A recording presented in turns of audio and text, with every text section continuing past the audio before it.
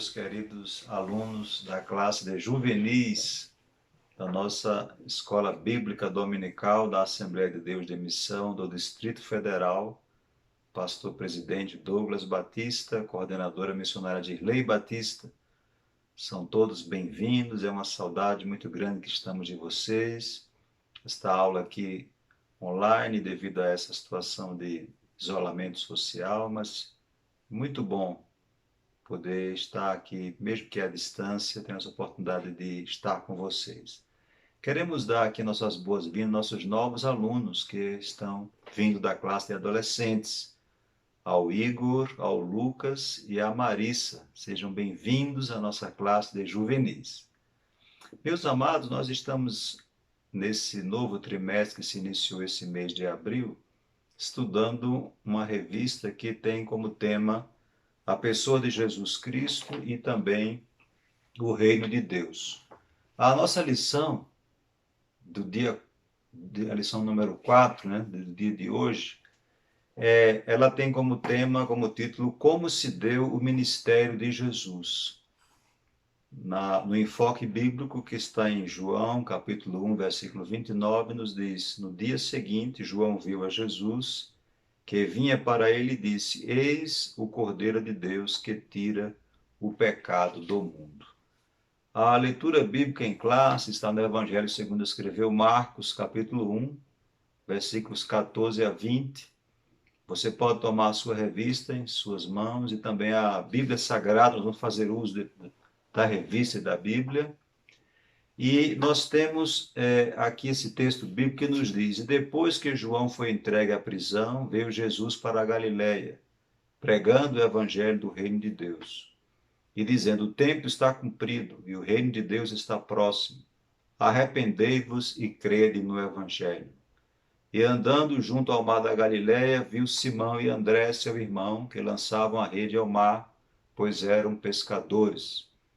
E Jesus lhes disse: vinde após mim, e eu farei que sejais pescadores de homens. E deixando logo as suas redes, o seguiram. E passando dali um pouco mais adiante, viu Tiago, filho de Zebedeu, e João, seu irmão, que estavam no barco consertando as redes. E logo os chamou, e eles, deixando o seu pai Zebedeu no barco com os empregados, foram após ele. Amém. Antes de iniciar a exposição, vamos fazer uma breve oração. Feche os seus olhos. Amado Deus e bondoso Pai, te damos graças por essa oportunidade de tomar a tua palavra em nossas mãos para o aprendizado. Que o Senhor venha iluminar a nossa mente e nos dar a compreensão da tua palavra. Também te agradeço por esta classe, pela vida desses jovens, que o Senhor possa estar guardando-os, abençoando-os e guiando-os em tudo, para a glória e honra do teu santo nome. Assim eu te oro e te agradeço em nome de Jesus. Amém. Bem, meus queridos, esta lição bíblica que nós estamos estudando esse trimestre sobre a pessoa de Cristo e o reino de Deus, na lição de hoje nós temos o ministério de Jesus. E esta exposição vai dividir-se em 3 partes. A primeira, que é o tema número 1, primeiro tópico da revista, que é um chamado, uma missão a ser cumprida. Tópico 2 diz o ministério messiânico de Jesus. E o tópico número 2 é o ministério terreno de Jesus. O tópico 3, o ministério messiânico de Jesus. E o quarto tópico, qual é o seu chamado? Quando nós falamos de chamado, no que diz respeito à pessoa de Cristo, precisamos compreender que ao longo da Bíblia Sagrada, Deus chama pessoas para estarem próximos a Ele. Deus chama pessoas para servi-lo. Podemos observar, por exemplo, no livro de Gênesis, capítulo 12, Deus chamando Abraão, de uma terra distante, em Ur dos Caldeus, para que ele pudesse dele formar o povo de Israel e da nação de Israel trazer o Messias, o Salvador, para este mundo. Se formos mais adiante ao capítulo 4 de Êxodo, por exemplo, vamos encontrar Deus se revelando a Moisés numa sarça ardente e chamando Moisés para uma missão, que era ir até o Egito e tirar o seu povo da escravidão. Se formos mais adiante para o livro de Josué, no capítulo 1, vamos encontrar Deus chamando Josué para suceder Moisés e guiar o povo para entrar na terra prometida. Se formos mais adiante, chegaremos a Isaías, no capítulo 6, e ele vai nos contar como foi a sua chamada, quando ele viu o Senhor assentado em um alto e sublime trono, anjos em volta do trono, e a glória de Deus a encher aquele ambiente, e o Senhor a dizer: quem há de ir por nós? E a quem enviarei? E respondendo aquele chamado celeste, Isaías diz: eis-me aqui, Senhor, envia-me a mim. Por que não falar também de Jeremias, capítulo 1 do seu livro, quando foi chamado por Deus, ainda jovem, como sacerdote de Anatote, uma aldeia próxima a Jerusalém, disse: eu não posso, Senhor, atender o teu chamado, eu não passo de uma criança. E o Senhor diz: não diga que és uma criança, porque eu colocarei a minha palavra na tua boca, e aquilo que eu disser para você falar, você fale, porque eu irei confirmar a minha chamada na tua vida. E assim a Bíblia prossegue, chamando outros homens, como Ezequiel, né, no capítulo 1 do seu livro, que viu Deus numa carruagem gloriosa, né, com seres angelicais e querubins. Então a Bíblia está cheia de fatos que nos mostram Deus chamando pessoas. E como foi o chamado de Cristo? Nós sabemos que o chamado de Cristo, como está aqui na nossa revista, ele é um chamado que aconteceu na eternidade. Sim, porque embora ele tenha nascido em Belém, embora ele tenha crescido em Nazaré, iniciado seu ministério aos 30 anos de idade, ele é o Filho eterno de Deus. A palavra de Deus nos assegura que é o Cordeiro de Deus que foi morto desde a fundação do mundo. Então significa que antes que houvesse céu e terra, antes que houvesse uma criação, Deus já tinha, na sua eternidade, chamado a seu Filho para a missão de ser o nosso Redentor. Glória a Deus. Então, aqui na nossa lição, primeiro item, primeiro tópico, um chamado. O que é chamado? A palavra chamar quer dizer vocacionar. Significa trazer para próximo, cumprir dar uma tarefa, dar uma missão. E ao longo da eternidade, Jesus foi chamado por Deus para ser o nosso Salvador. Aqui na nossa revista, nós temos esta informação. O chamado de Cristo não aconteceu quando ele era já o Verbo que se fez carne. O Verbo, o chamado de Jesus foi antes dos dias da Galileia ou em Jerusalém. Desde a fundação do mundo, esse chamado já estava planejado por Deus. E Jesus, então, no tempo determinado por Deus, veio a este mundo e iniciou seu ministério. A palavra ministério ou ministrar significa servir. Hoje é verdade que a palavra ministro assume às vezes ares de importância, de superioridade, né? Nós temos pessoas que são chamadas de ministros, mas na verdade a palavra ministrar, o ministro é servo, o ministro é um servo. E Jesus veio como servo de Deus, como ele registra na sua palavra, ele veio não para ser servido, mas ele veio para servir e dar a sua vida em resgate de muitos. Então, a primeira coisa que nós aprendemos aqui nessa revista é que Cristo viveu o seu chamado e ministério atendendo a ordem do Pai na eternidade. E esse chamado, esse ministério, né, como Cordeiro de Deus que veio para morrer em nosso lugar, para que nós pudéssemos ter vida e vida em abundância. Ao iniciar seu ministério, como disse, com 30 anos de idade, a Bíblia vai nos mostrar que Jesus exerceu seu ministério fundado no tripé, ou o tríplice ministério de Jesus. A Bíblia nos diz que ele ensinava a palavra de Deus, pregava o evangelho e ele curava os enfermos. Então, ensinar, pregar e curar. Abra a sua Bíblia, nós vamos observar aqui, por exemplo, no Evangelho segundo escreveu Mateus, no capítulo 4, Mateus capítulo 4, nós vamos encontrar o tríplice ministério de Jesus nos dias em que ele peregrinou aqui entre nós. Em Mateus capítulo 4, versículo 23, a Bíblia nos diz: e percorria Jesus toda a Galileia, ensinando nas sinagogas, pregando o evangelho do reino e curando todas as enfermidades e moléstias entre o povo. Mateus 4 e 23.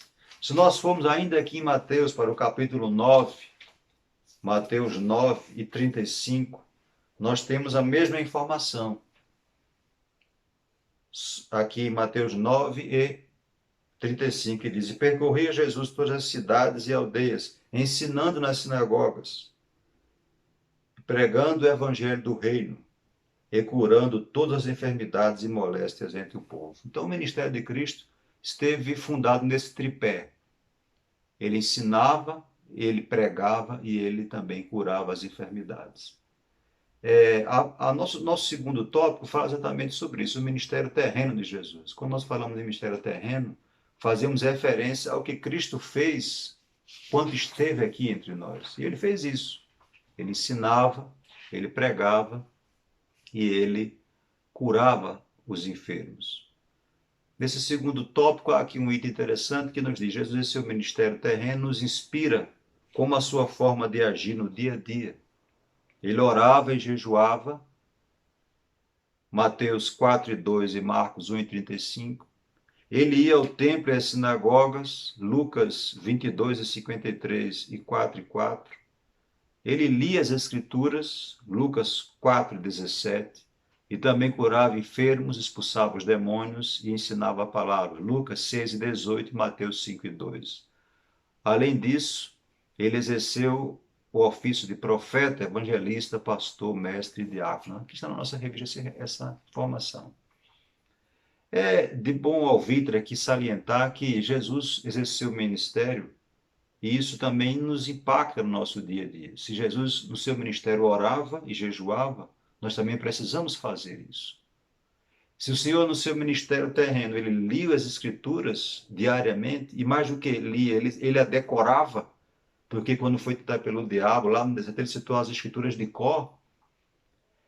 Se ele ia ao templo, nós também precisamos ir ao templo, precisamos congregar. Estamos vivendo esse tempo agora de segregação, mas todos os dias há cultos online na nossa igreja, nós podemos ali conectar e receber a palavra, e ouvir a palavra, e ser edificados pela palavra. A palavra de Deus ela é viva, a palavra de Deus ela é eficaz. E nós precisamos olhar para o Senhor e seguir os seus passos. Se o meu mestre precisava orar, eu preciso orar. Eu tenho que ter o hábito de orar. Se o meu mestre, no seu ministério, se tem necessidade de jejuar, também preciso me abster de alimento e consagrar-me ao meu Deus. Se o meu mestre esteve preocupado em fazer a vontade do Pai, eu também devo seguir este mesmo rumo, estar preocupado em toda a minha maneira de viver, em agradar aquele que me salvou. Glória a Deus. Quero perguntar a você, querido jovem, você está também atento a essas necessidades? Como está a sua vida espiritual? Como está o seu dia a dia? Você tem lido a palavra de Deus diariamente? Tem se preocupado em demorar-se em alguns minutos de joelhos em oração diante do Senhor? Tem se preocupado em estar na casa de Deus, ou nesses casos agora do isolamento social, em acompanhar os cultos que são publicados e divulgados nas mídias sociais online? Pense nisso. Se Jesus precisou, como homem de Deus, como filho de Deus, buscar o Pai, nós também precisamos desenvolver a nossa salvação. No item número 2, no tópico 2 da nossa revista, nós temos o ministério messiânico de Jesus. Sim, porque ele veio cumprir um plano que ele foi entregue de resgate da humanidade, né? E aqui na nossa lição nós temos o ministério messiânico de Jesus, foi o cumprimento das promessas do Messias, das Escrituras do Antigo Testamento. Então nós temos, por exemplo, o Salmo 22, que narra ali a morte de Cristo na cruz, né, em profecia, Deus usando Davi para trazer detalhes acerca da crucificação. Nós temos Isaías 7,14, que vai nos falar também sobre o nascimento de Jesus. Você pode acompanhar na sua Bíblia esse texto, que está aqui impresso na nossa revista, né? Em Isaías 7,14, que diz: porque o mesmo Senhor vos dará um sinal. Eis que uma virgem conceberá e dará à luz, e o seu nome será Emanuel. E também nós temos o mesmo Isaías 9,6, né? Porque o menino nos nasceu, um filho se nos deu, o principado está sobre os seus ombros. E o seu nome será Maravilhoso Conselheiro, Deus Forte, Pai da eternidade e príncipe da paz. Temos ainda Isaías 53, de 3 a 7, que vai nos mostrar a morte de Jesus, profetizada por Isaías. Miqueias 5 e 2, o seu nascimento lá em Belém de Judá. Zacarias 9 e 9, a sua entrada em Jerusalém no domingo anterior à crucificação, montado em um jumentinho. E temos ainda aqui na revista Zacarias 12 e 10, a volta de Cristo em glória, como Rei dos Reis e Senhor dos Senhores. Então ele veio como Messias. E como Messias, ele veio para cumprir os ofícios ministeriais. Que ofícios são esses? O ofício de profeta, sacerdote e rei. Esse é um aspecto importante que nós precisamos aprender sobre o ministério de Jesus. Enquanto esteve aqui na terra como Messias, enviado por Deus, ele exerceu o ministério profético. Ele foi profeta. Vocês se recordam que lá em João capítulo 4, quando ele encontra aquela mulher samaritana próxima ao poço de Jacó, ele revela a vida daquela mulher. Vai buscar o teu marido, disse ele a ela. Ela disse, eu não tenho marido. Ele disse, disseste bem, porque já tiveste 4 maridos. E este que agora estás com ele não é teu. E ela disse, veja que tu és profeta. Observamos que ao longo das escrituras do Novo Testamento, Jesus é reconhecido como profeta. Por exemplo, lá no capítulo 24 de Lucas, abra sua Bíblia, nós temos os discípulos no caminho de Emaús. Eles estão dialogando entre si, Jesus se aproxima deles para os interpelar, o que está acontecendo? E aí no versículo 19 de Lucas 24, a Bíblia nos diz que ele lhes perguntou quais, e eles lhe disseram, as que fizeram, dizem respeito a Jesus o Nazareno, que foi um profeta poderoso em obras e palavras diante de Deus e diante de todo o povo. Então Jesus era reconhecido como profeta. Inclusive, aqueles críticos de Jesus não reconheciam ele como profeta porque diziam que não havia profeta oriundo da Galileia. Mas isso não é uma informação correta, porque os alunos da classe juvenil sabem que acabamos de estudar agora no trimestre anterior sobre os profetas menores e os alunos mais aplicados, e já vou deixar aqui essa primeira tarefa, né? Entre os profetas menores havia um que era oriundo daquela região da Galileia. Então você, meu caro aluno da classe juvenis, do trimestre anterior, né? Do trimestre anterior, qual o profeta menor que é oriundo daquela região da Galileia? Então essa informação do Novo Testamento de que não havia profeta na Galileia não é verdadeira, porque a Bíblia nos mostra um profeta que é oriundo daquela região da Galileia. Se você sabe quem é, coloque lá a resposta no grupo do WhatsApp da classe juvenis e será uma bênção. Vou deixar essa tarefinha aqui para vocês. Os novos também, se quiserem, podem. Os que estão chegando agora, né? A Marissa, o Lucas e o Igor também podem ir atrás dessa informação. Vocês vão se surpreender. Bem, queridos, Jesus veio, então, cumpriu aqui na terra o ministério profético. Depois de morto e ressurreto, ele ascendeu à glória do Pai e agora, assentado à destra da majestade na glória, ele está exercendo hoje e agora o seu ofício de sacerdote, de sumo sacerdote. E a Bíblia nos mostra isso, por exemplo, na carta aos Hebreus, no capítulo 7, versículos 23 e 24. Abra a sua Bíblia e acompanhe comigo. Hebreus, capítulo 7, versículos 23 e 24, onde nos diz o seguinte: e na verdade aqueles foram feitos sacerdotes em grande número, porque pela morte foram impedidos de permanecer. Mas este, Jesus, porque permanece eternamente, tem um sacerdócio perpétuo, porque pode também salvar perfeitamente os que por ele se chegam a Deus, vivendo sempre para interceder por eles. Glória a Deus. Então, aqui em Hebreus há outras referências a esse respeito, mostrando Jesus como o nosso sumo sacerdote, que está hoje ao lado do Pai intercedendo por nós. Isso é maravilhoso. Porque Paulo escreveu aos Romanos, diz que o Espírito Santo intercede por nós perante o Pai com gemidos inexprimíveis. Mas enquanto o Espírito Santo, que hoje está na terra e habita na igreja, que é o corpo de Cristo, intercede ao Pai, o Filho, na glória, ao lado de Deus, também intercede por nós. Aleluia. Então, quando nós estamos fracos, quando estamos desanimados, quando queremos desistir, quando queremos nos assombrar, quando o medo nos assola, nós temos um advogado junto ao Pai, Jesus, o nosso intercessor para clamar por nós. Se recorda que quando Jesus disse para Pedro, Pedro, o diabo me pediu para cilindrar a tua vida, mas eu intercedi por ti para que tu não pereça. Então, mesmo o Senhor que intercedeu por Pedro, é aquele que também intercede por nós. E por último, nós temos Cristo como Rei. E nós já aprendemos sobre isso. Ele virá glorioso, né? Sobre as nuvens do céu para reinar neste mundo. Essa, em linhas gerais, é o primeiro tópico da lição e o segundo. Mas o terceiro tópico, ele traz uma aplicação mais direta para cada um de nós. Porque eu quero falar para vocês sobre 3 chamados de Deus para a nossa vida. O primeiro chamado é chamado para a salvação.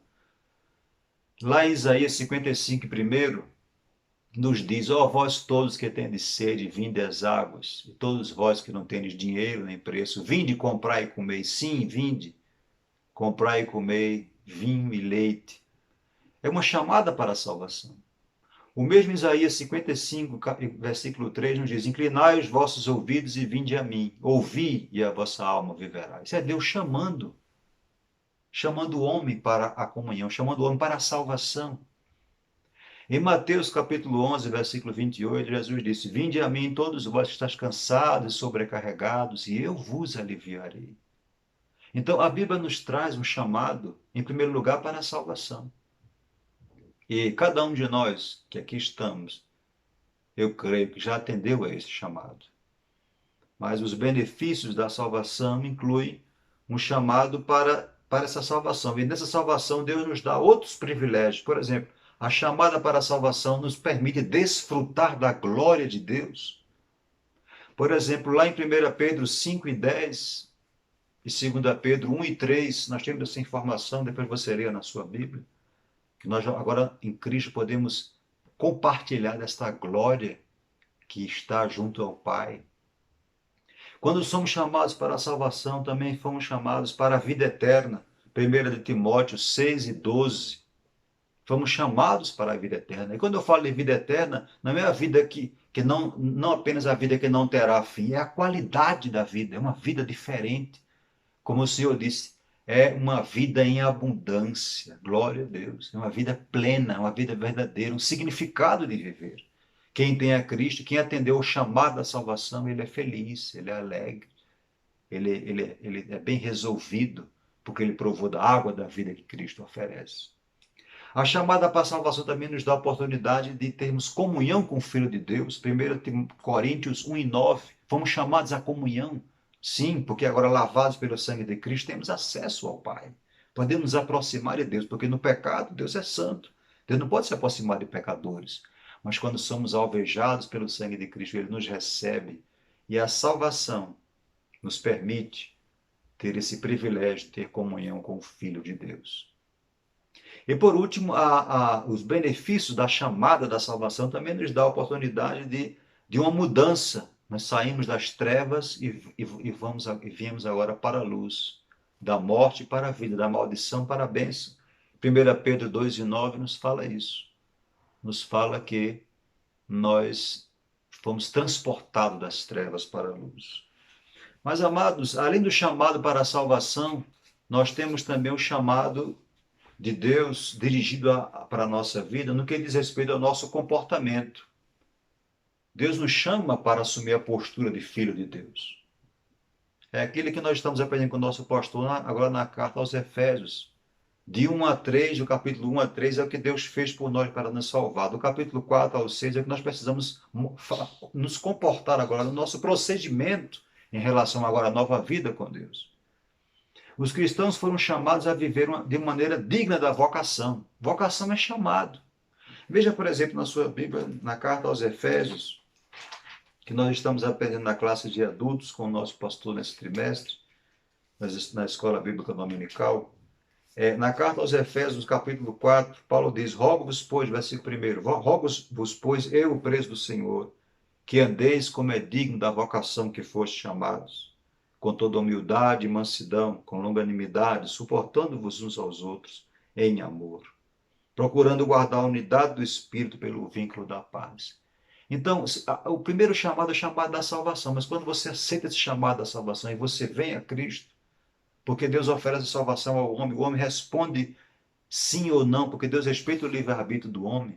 E quando nós dissemos sim a Deus, recebemos a Ele como na nossa vida, recebemos o seu Filho como nosso Salvador, agora Deus espera de nós um comportamento adequado a esse chamado, adequado a esta vocação. Não podemos andar como andávamos antes, agora devemos andar em novidade de vida. Somos nova criatura em Cristo Jesus. Então nós somos chamados a viver de modo digno da vocação, Efésios 4, de 1 a 3. Fomos chamados a andar em santidade, conforme nos mostra 1 Tessalonicenses 4 e 7. E Deus espera de nós então isso, o chamado para a salvação e o chamado para ter um comportamento adequado com a nova posição que assumimos em Cristo Jesus. Como é que é a sua conduta? Como é que é a sua posição? Como é que é o seu comportamento? Você brilha como luzeiro de Cristo? Né? É o que Deus espera de nós. Essa lição nos leva a esta reflexão de que fomos chamados para a salvação, mas também fomos chamados para estar diante de Deus como Ele quer que estejamos, como filhos autênticos do Pai. E por último, para encerrar, há o chamado para o serviço. Deus chama pessoas para servi-lo. Primeiro Ele chama para a salvação. Depois Ele chama para assumir uma postura adequada à nova vida em Cristo. E por último Ele chama para servi-lo. Todos nós somos chamados para servir. Veja, por exemplo, o que está em Mateus capítulo 4, versículo 19, esse chamado para servir, né, que nós já estamos aqui observando, já lemos também nossa leitura diária. Em Mateus 4,19, o Senhor disse, vinde após mim, é um chamado, vinde após mim, e eu vos farei pescadores de homens. Aleluia. O primeiro chamado é para a salvação, o segundo é para mudança de vida, nova postura, novo comportamento. Mas é também um chamado para ser pescador de homens.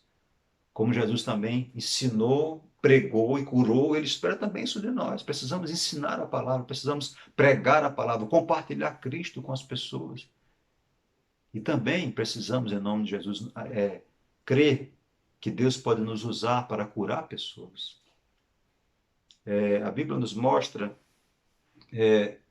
que nós também podemos fazer isso. Em Mateus 28:19, Jesus disse que precisamos fazer discípulos. Como é que se faz discípulo? Ensinando. Em Marcos 16:15, ele disse, ide e pregai o evangelho a toda criatura. Precisamos ouvir esse chamado e pregar.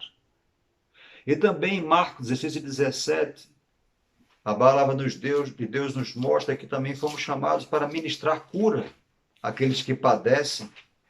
Veja comigo, querido, em Marcos 16, capítulo 16, versículo 17 e 18. E estes sinais seguirão os que crerem. Em meu nome expulsarão os demônios, falarão novas línguas, pegarão nas serpentes, se beberem alguma coisa mortífera, não lhes fará dano algum. Imporão a mão sobre os enfermos e os curarão. Glória a Deus. Isso é um chamado de Deus para cada um de nós. Fomos chamados para fazer discípulos, para pregar o evangelho e para curar os enfermos.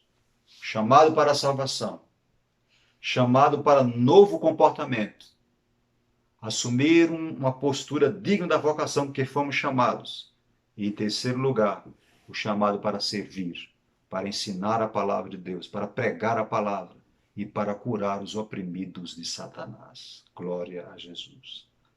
Por último, meus amados, quero deixar aqui mais umas tarefinhas para vocês. Vocês podem colocar lá no grupo de WhatsApp, lá da nossa classe juvenis da escola dominical. Então, além daquela primeira tarefa, já passei, quem é o profeta menor, oriundo da região da Galileia? Tá? Então, a segunda tarefa, eu vou colocar lá depois por escrito, no grupo, mas eu já vou adiantar agora aqui, na aula. Eu quero que vocês me citem dois personagens bíblicos, um do Antigo Testamento e outro do Novo Testamento, que foram chamados por Deus para servi-lo antes de nascer, ainda no ventre de suas mães. Chamado antes de nascer. Quem Jesus chamou? Quem Deus chamou no Antigo e no Novo Testamento antes de nascer? Me digam quem são esses, e citando lá a referência bíblica, tá bom? Segunda tarefa, apresente referências bíblicas que apresentam Jesus, que apontem Jesus, o Messias, exercendo os seus ofícios ministeriais de profeta, sacerdote e rei. Onde na Bíblia aparece Jesus exercendo a função de profeta, de sacerdote e de rei? Eu quero que vocês coloquem lá. Profeta e a referência. Ele como sacerdote, a referência. Jesus como rei, a referência. E por último, eu quero que vocês me tragam textos bíblicos dos evangelhos em que Jesus aparece ensinando a palavra, pregando a palavra e curando as pessoas. Uma tarefa muito fácil, não é verdade? Então, vocês são os alunos inteligentes, vamos fazer essa tarefa rapidinho. Deus abençoe a todos. Vamos orar encerrando esta aula de hoje. Recebam mais uma vez meu carinhoso abraço. Estamos orando para esses dias serem abreviados e que possamos estar todos juntos, breve, breve, muito breve, próximos uns aos outros. Que Deus abençoe vocês, que Deus nos guarde. Vamos orar para encerrar esta aula. Amado Deus e bondoso Pai, obrigado, Senhor, por esta oportunidade de poder compartilhar a tua palavra com estes jovens. Tu foste enviado a este mundo para cumprir teu ministério e o fizeste com fidelidade. Tu és o mesmo que estás hoje ao lado do Pai para interceder por nós e que voltarás, Senhor, triunfante para reinar sobre este mundo. Dá a estes jovens desta classe de escola dominical a capacidade de te servir, de te amar, Senhor, e de viverem de modo digno da vocação que foram chamados. Sim, porque eles foram chamados por ti, ainda jovens, para te servir, para te amar e para desfrutar das bênçãos da salvação, da comunhão que tu tens dado àqueles que se aproximam de ti. Eu te rogo por cada um deles, que o Senhor os guarde, que o Senhor os abençoe, que o Senhor os guie, meu Pai, para que os teus planos nas suas vidas sejam estabelecidos, em nome de Jesus. Amém. Para o Senhor a todos. Deus abençoe.